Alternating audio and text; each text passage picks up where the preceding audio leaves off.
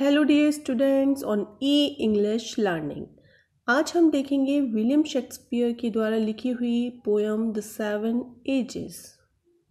सबसे पहले हम देख लेते हैं विलियम शेक्सपियर के बारे में। तो विलियम शेक्सपियर जो है वो एक फेमस ड्रामाटिस्ट है, पोइट है, राइटर है इंग्लिश में, लिटरेचर में।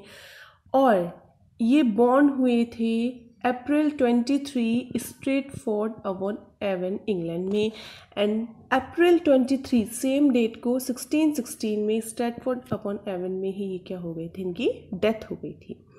इनकी वाइफ का नेम है एनी हैथवे और इन्होंने 38 प्लेज एंड 154 सोनेट्स जो है वो इन्होंने लिखी है। 38 प्लेज एंड 154 सोनेट्स। और इन्हें बार्ड ऑफ एवन कहा जाता है। Bard means the great poet, Avon जहाँ पे ये बॉर्न हुए हैं, तो इन्हें बार्ड ऑफ एवन के नाम से भी जाना जाता है।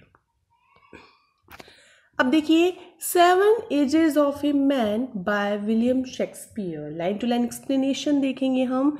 इससे पहले हम इसकी थोड़ी समरी जान लेते हैं कि इस पोएम में क्या है।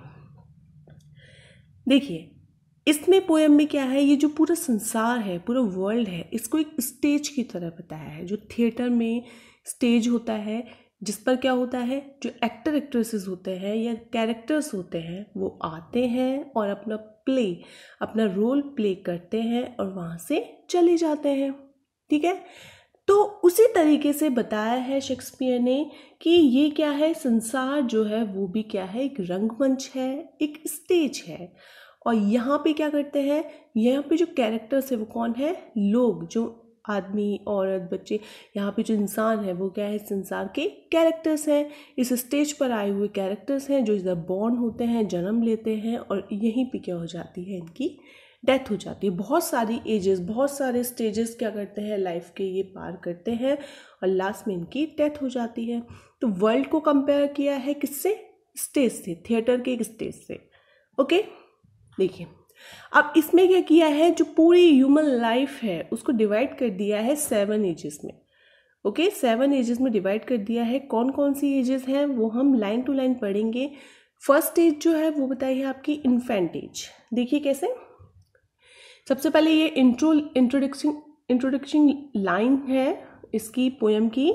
All the world's a stage. क्या बोला है कि ये जो पूरा संसार है ये क्या है, एक रंगमंच है, एक स्टेज है, थिएटर का एक स्टेज की तरह है। And all the man and women merely players. और जितने भी औरत या आदमी यहाँ पे आते हैं वो सब क्या है, यहाँ के इस रंगमंच के, इस स्टेज के कैरेक्टर्स हैं, प्लेयर्स हैं, ठीक है, किरदार है। They have their exist and entrances, कि यहीं पे वो प्रवेश लेते हैं और यहीं से वो चले जाते हैं। And one man in his time plays many parts. और एक इंसान, एक ह्यूमन बीइंग जो है वो अपनी पूरी लाइफ में बहुत सारे पार्ट्स या रोल जो है वो प्ले करता है, मतलब कई सारी अवस्थाओं से होकर गुजरता है अपनी पूरी एक लाइफ में। His act being 7 ages. हम इस पूरी लाइफ की जो रोल निभाता है वो अपनी पूरी लाइफ में, उस एक्ट्स को हम किस में डिवाइड कर सकते हैं, हम बोल सकते हैं 7 एजेस, 7 अवस्थाएं बोल सकते हैं। अभी 7 अवस्थाएं ये तो हो गई, इंट्रोडक्शन हो गया इस पोएम का कि संसार क्या है, रंगमंच है, लोग आते हैं, अपने कैरेक्टर निभाते हैं, यहाँ से चले जाते हैं। और पूरी लाइफ का जो स्टेज, पूरी लाइफ के जो एक्ट्स हैं उनको 7 एजेस में डिवाइड कर दिया गया है। अब यहाँ से देखिए स्टेज चालू हो जाती है। सबसे पहली हम स्टेज देखेंगे इन्फेंट एज, मतलब एक नवजात शिशु की अवस्था, शैशव अवस्था जिसे हम बोलते हैं, जिसमें बच्चा जो है वो बिल्कुल दूसरों पर डिपेंड रहता है, जन्म लेता है, वो खुद बिल्कुल कुछ भी नहीं कर सकता। एट फर्स्ट द इन्फेंट, सबसे पहला होता है शैशव अवस्था, शिशु अवस्था। Mewling and picking in the nurse arm, जो क्या करता है, म्यूलिंग, रोता है, उल्टियाँ करता है, किससे, नर्सिस आर्म, जो उसका केयर टेकर होता है, जो उसकी देखभाल करता है, उसकी गोद में क्या करता रहता है, वो उल्टियाँ करता है, रोता है। कहने का मतलब वो पूरी तरीके से अपनी नेसेसिटी के लिए किस पर डिपेंड रहता है, दूसरों पर डिपेंड रहता है। उसकी केयर टेकर जो नर्स होती है वो देखभाल करती है उसकी। तो ये तो हो गई फर्स्ट स्टेज जिसमें वो पूरी तरीके से दूसरों पर डिपेंड होता है।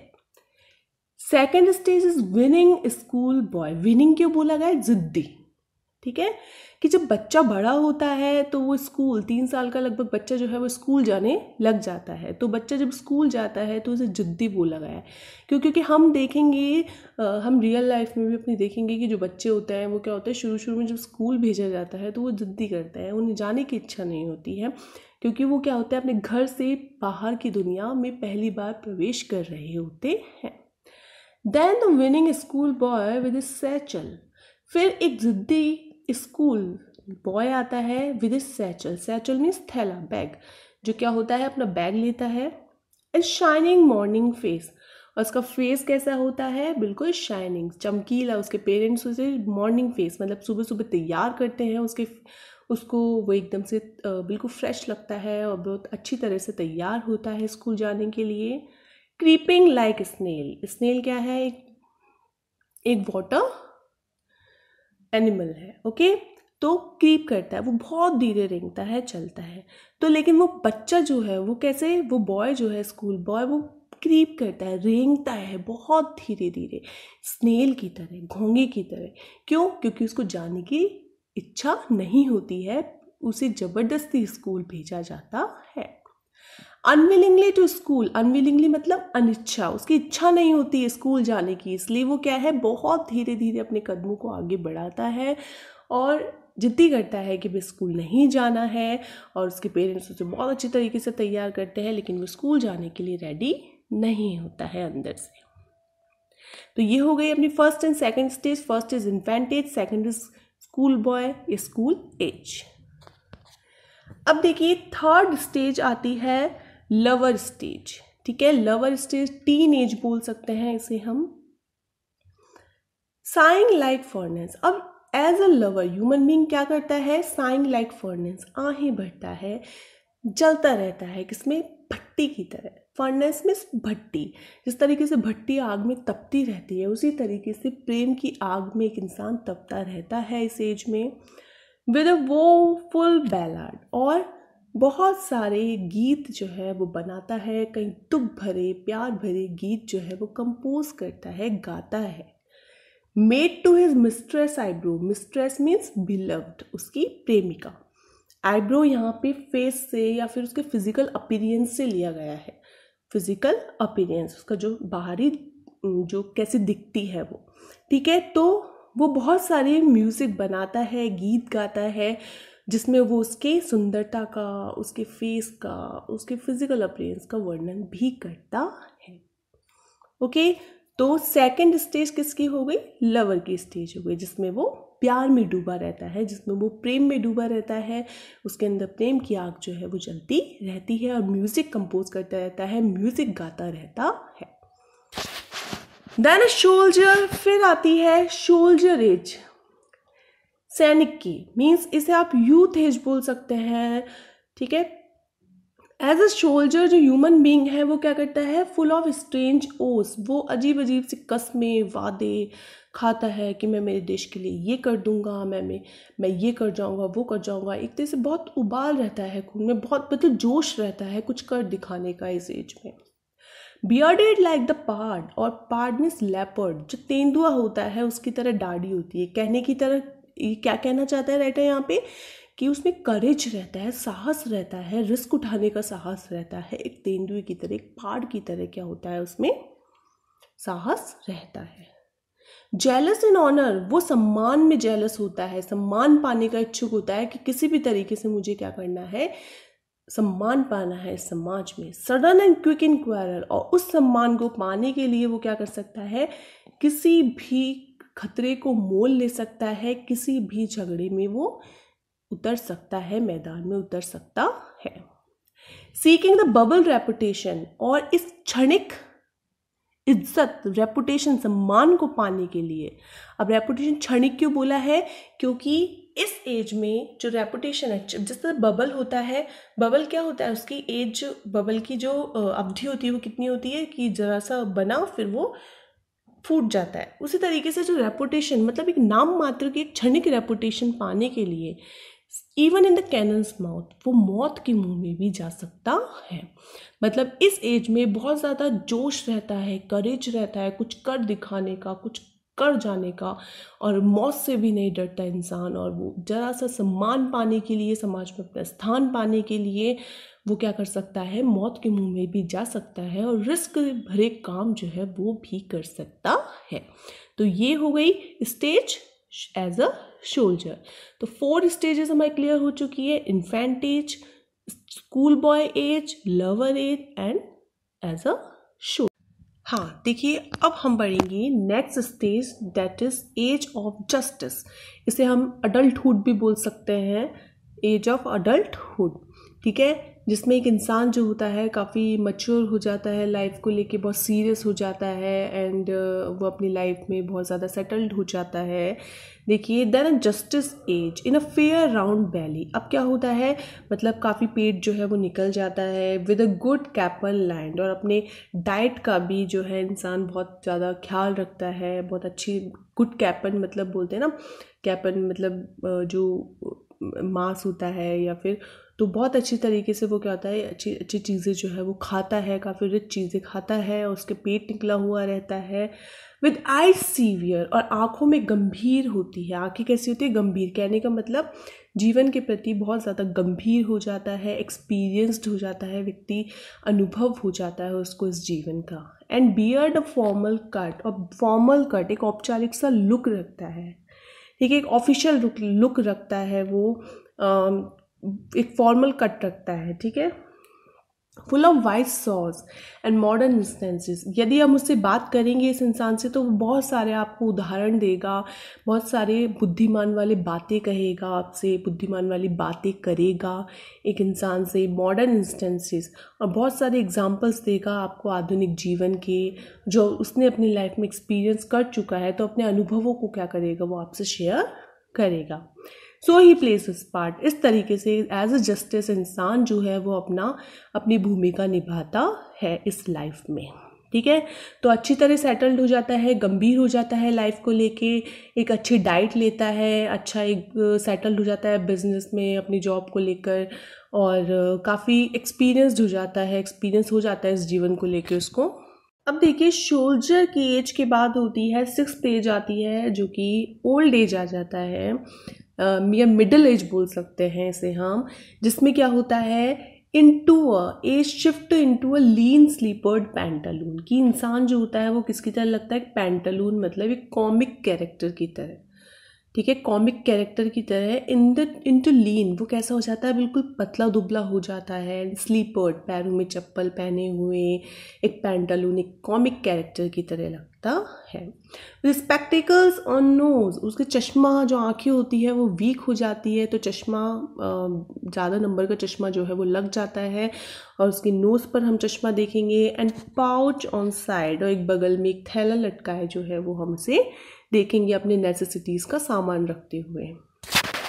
हिज यूथफुल होज वेल सेव्ड, और जो उसके पुराने कपड़े हैं, जो मोजे हैं, जो उसने जवानी में जो पहने थे, संभाल के रखे हुए हैं, अ वर्ल्ड टू वाइड, उनके लिए अब संसार काफ़ी बड़ा हो चुका है। कहने का मतलब अब जो है फॉर इज श्रंक श्रैंक, क्योंकि उसके जो हाथ पैर हैं या शरीर है वो काफ़ी दुबला, जो हट्टा कट्टा हुआ करता था उसके यूथ में, जवानी में, और वो बहुत दुबला पतला हो चुका है, और उसके कपड़े जो है वो भी कैसे हो गए हैं, बहुत लूज हो गए हैं, ढीले हो गए हैं। फॉर इज श्रंक श्रैंक, क्योंकि उसकी जो बॉडी है, हाथ पैर हैं, वो कैसे हो गए, श्रंक श्रैंक, मतलब for his shrunk shank and his big manly voice, क्योंकि जो उसकी आवाज़ थी जो बहुत ज़्यादा भारी भरकम थी, बहुत स्ट्रॉन्ग वॉइस थी, वो अब कैसी हो गई है, श्रंक श्रैंक, मतलब बहुत पतली सी सिकुड़ गई है। Turning again into childish treble pipes and whistles in his sound, और कैसी टर्न हो गई है, वो कैसी हो गई है उसकी आवाज़, चाइल्डिश ट्रेबल, बच्चों की तरह कपकपाती हुई आवाज़ हो गई है, पाइप्स, बहुत बारीक आवाज़ हो गई है, and whistles in his sound, और आवाज़ में कैसा हम देख सकते हैं, जिस जैसे हवा निकल रही है, सीटियाँ, दांत कमज़ोर हो गए हैं तो सीटियाँ सी बज रही है। तो इस तरीके से हम देख सकते हैं कि जो शरीर है वो काफ़ी कमज़ोर हो जाता है, पतला दुबला हो जाता है, भारी भरकम जो स्ट्रॉन्ग वॉइस होती है वो बिल्कुल पतली सी आवाज़ में परिवर्तन हो जाता है, चेंज हो जाती है। एक चप्पल अपने नेसेसिटी का बैग लिए हुए जो है वो इंसान एक कॉमिक कैरेक्टर की तरह दिखाई देता है। ठीक है, अब जीवन में जो है वो काफ़ी हसल्स वसल्स जो है वो सब छोड़ चुका है, अपना एक साधारण सा जीवन व्यक्ति व्यतीत करने लगता है। नेक्स्ट स्टेज जो कि लास्ट स्टेज है हमारी लाइफ की, और यहाँ पे ends this strange eventful history. हमारी लाइफ का जो ये इवेंटफुल हिस्ट्री है, मतलब ये जो हमारी पूरी हिस्ट्री है कि इन्फेंट एज जिया, स्कूल बॉय जिया, लवर जिया, तो ये सब चीज़ क्या होती है, ये सब चीज़ें जो होती है वो ख़त्म होने आ जाती है। मतलब लास्ट स्टेज होती है जो इंसान जो है वो अपनी डेथ बेड की तरफ आगे बढ़ने लग जाता है।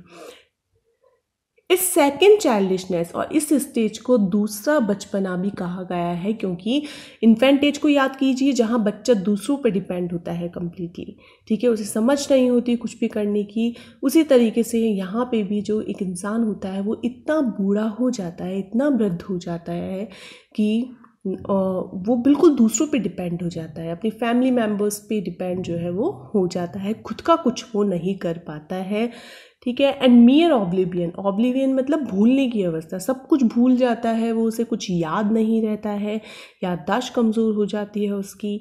Sense teeth, sense means without, okay, sense teeth, ना ही उसके दांत होते हैं। सेंस आइज, ना ही उसकी आँखें होती हैं, ना यानी आँखें चली जाती है, ना उसका टेस्ट किसी चीज़ का उसको टेस्ट महसूस होता है। Sense everything. तो इस तरीके से धीरे धीरे करके क्या होता है, वो खुद भी ख़त्म हो जाता है, खुद भी जो है उसको मर जाता है, डेथ आ जाती है। ठीक है, तो इस तरीके से धीरे धीरे इंसान जो है वो कैसे होने लगता है, अपने डेथ बेड की तरफ जो है वो बढ़ने लगता है, और इस संसार रूपी स्टेज पर से क्या हो जाता है, उसका द एंड हो जाता है, उसकी डेथ हो जाती है, उसकी एग्जिट हो जाता है वो यहाँ से। ठीक है, तो ये हो गई पूरे ह्यूमन बीइंग की लाइफ को 7 एजेस में किस तरीके से बांटा गया है। तो आपको ये 7 एजेस जो है, इसका एक एक एज का आपको डिस्क्रिप्शन जो है वो आना चाहिए for exam point of view, क्योंकि किसी भी एज का कैरेक्टर्स जो है वो आपसे पूछे जा सकते हैं, कैरेक्टरिस्टिक्स पूछे जा सकते हैं भी, कोई सी भी जो है एज की फर्स्ट एज, सेकंड एज। और मैंने जो है इस पोएम की समरी डिस्क्रिप्शन बॉक्स में दी हुई है, इसकी समरी, तो आप वहाँ जाके देख सकते हैं। Thank you so much, and like and subscribe our E English Learning channel. Thank you so much.